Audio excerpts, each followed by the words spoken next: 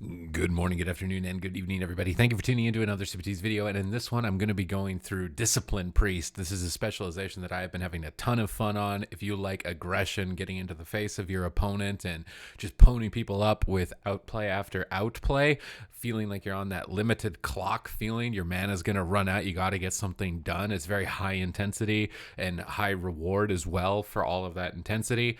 In this clip, I will be playing Enhancement Shaman, Arms Warrior, Discipline Priest. I would suggest playing with hybrid DPS, Rep Paladins, Feral Druids, Enhancement Shamans, and then pairing up with a warrior. You can run Rogue Mage Priest. I had a lot of fun with that, but lately I've been really enjoying this warrior enhancement shaman. It lets you focus on doing damage, and the shaman actually fills in the holes of healing. In this clip, we're going to be fighting a Rogue Mage Priest, so I need to be avoiding a lot of crowd control. We have Wind Shear, Grounding, Pummel, Stormbolt, Shadow or Death, a ton of options.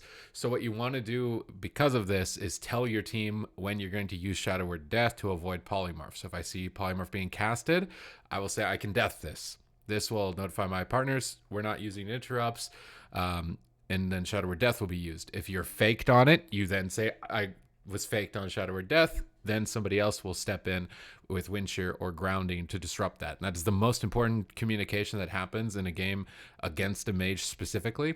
I really like using the honor talent Thought Steal. This is a talent that lets you steal polymorph away from the mage. You can use this to then crowd control the enemy healer. And it's a lot, I gotta tell you, it's a lot of fun. I get a ton of crowd control out against these mage teams, and it's super fun to use their tool against them. And also in this specific matchup, you want to kind of script your medallions. You'll see the medallions here. So you want the Enhancement Shaman to use their medallion when they are stunned and combustion is used by the Fire Mage. That is just usually the safest. They use medallion, they use Astral Shift. That's what they should use when the mage uses combustion.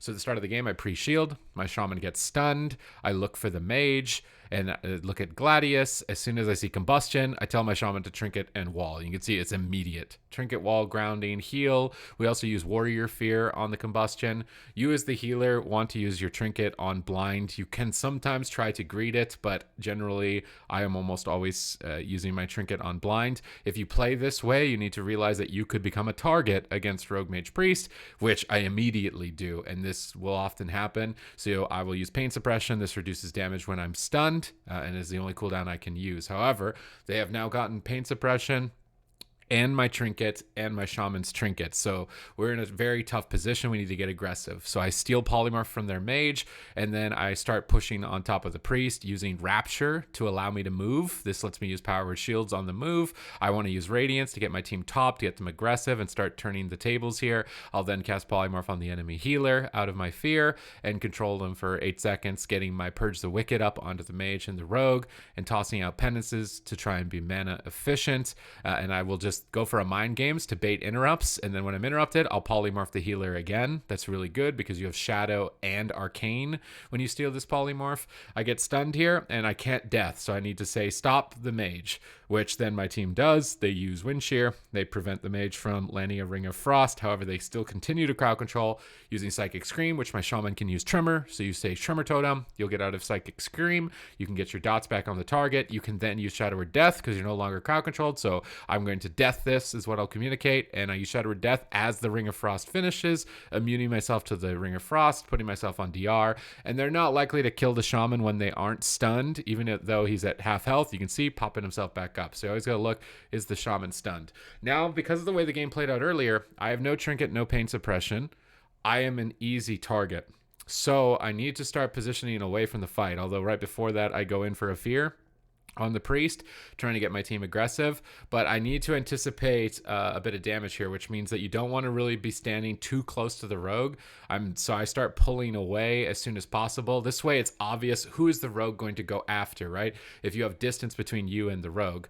Shadow Step kicking me, I'll then move away from the rogue, and I'm looking at the frames here to see what crowd control. Are they going to polymorph the shaman? If they do, I'm the target. If they stun the shaman, I'm going to barrier the shaman, and that's my clutch decision, is either fear or polymorph here. And as soon as I see that, I'm barriering myself, and I see a Frost Nova, I see the Priest going in, I see the Rogue over here like, hey, he wants to hit me, just pop Shadow Blades. I'm putting barrier down on myself, and I'm just paying attention, staying far away, and as a result, this would have been checkmate. I would have been dead, 100% dead, but because I anticipated who they were going after and then drop that barrier on the right target, I prevent myself from dying. This is what I meant by like high intensity. You can also tell your Shaman Hex the Mage.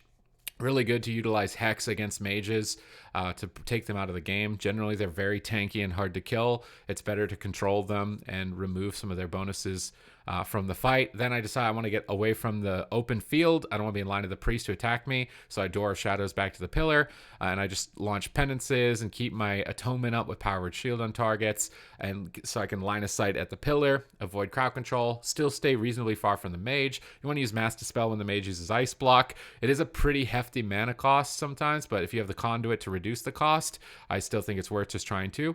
And then as soon as I see these stuns, I start running away because they wanted to kill me before. They might want to kill me again. So I'm just line of sighting the rogue, line of sighting the mage, telling my team to get ready, and I activate Desperate Prayer and a Rapture Powered Shield.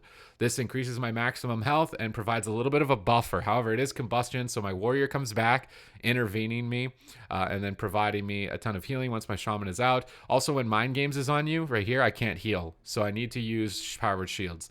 They swap to my warrior. My warrior's going to have to use cooldowns, as it is combustion, right?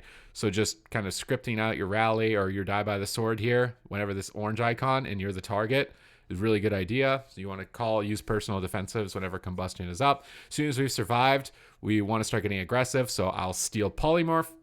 I'll run at the Priest. The Priest knows I've stolen Polymorph here, so they're running out of line of sight. So I bait the Priest to come back by casting Mind Games on the Mage. This needs to be dispelled or the Mage won't heal with Cauterize. So the Priest comes in range to try and dispel, and then as the Priest comes in, I'll try and Polymorph, which the Rogue does stop me for a little bit, but then I can use Psychic Scream, thanks to the Priest kind of going on top of me for some reason at this point. But out of Psychic Scream, I can then cast Polymorph and CC their Priest for who knows how long at this point. It's super fun to play with this build, and you're going to annoy a lot of mages as well doing this. But you want to tell your team that you've stolen Polymorph so they no longer worry about kicking it, because it's not going to happen. You just want to make sure you're communicating that. Here I grip my shaman back to the pillar on the stun, as I wasn't certain if they were going to set up because my warrior was in a blind, so that removed intervene. I was a bit worried. So using life grip when your target is stunned is a great move. And now we're in a position where my mana is pretty limited, but so is theirs. We have cooldowns to trade, so you want to just get aggressive. This turbo composition is really just all about aggro and disruption, so stay on top of them, maximize damage. The rogue has evasion currently, which dodges melee attacks, so we want to hit the mage, but the mage runs away. Here the Stormbolt could have been used on the rogue. That would prevent evasion from dodging if the rogue is stunned. So I think this allocation of Stormbolt could have been a little bit better. We would have probably KO'd the rogue in that 3-second stun. Here, I'm just kind of using Smite and Atonement Healing, telling my team to get ready because I'm so out of mana. I can't even dispel Mind Games here because I dispelled the crowd control. So tell my shaman, you've got Mind Games, don't heal, just wait for it. And then I push out towards midfield and I drop Barrier. This is anticipating the Polymorph that the mage is casting. So I want this Barrier down on my shaman. As I'm expecting not to be the target, I still have my medallion. I'll be able to trinket and barrier if I need to. So I drop barrier and my shaman hexes the mage. And then we start going after the rogue. And I think the rogue is generally a good target. They're a lot squishier than the mage. I use Door of Shadows aggressively here to get a fear on the priest. This is because I'm out of mana and I can't really use any other spells. So it's like, hey, I can cast Door of Shadows. That costs no mana. Teleport in, go for a fear. I use Body and Soul.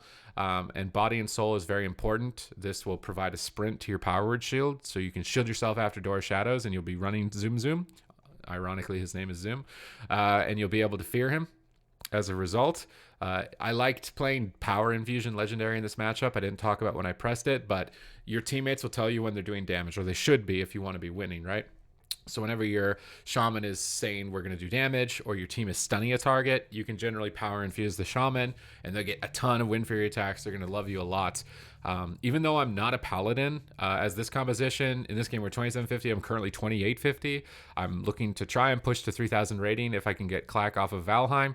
It's a lot of fun. We even played against some Paladin Mirrors. I plan on making a more thorough Discipline Priest guide as well. So if you're interested in that, subscribe to the channel so you'll be notified when it goes live. It's absolutely free to subscribe to the channel. But I've been having a lot of fun as Discipline Priest, even with the mana problems. And that's mostly because the mana problems create a certain level of intensity. Like, you gotta get something going. You've got to end the game. You can't just sit back and like, oh well, I've got infinite mana, so I'm just gonna I'm gonna set the pillar and have a chill game. So if you want that intense gameplay, you want all this like fun outplay value and doing a bunch of damage as well as a healer, it's a lot of fun. And I'll be doing that thorough guide later. So subscribe to the channel, comment down below with your thoughts, what you'd like to see as far as Discipline Priest content as well from me. You can watch twitch.tv/Supatease. I'll be playing a variety of stuff: Balance Druid, Disc Priest, Shadow Priest, maybe some Resto Druid. That's maybe.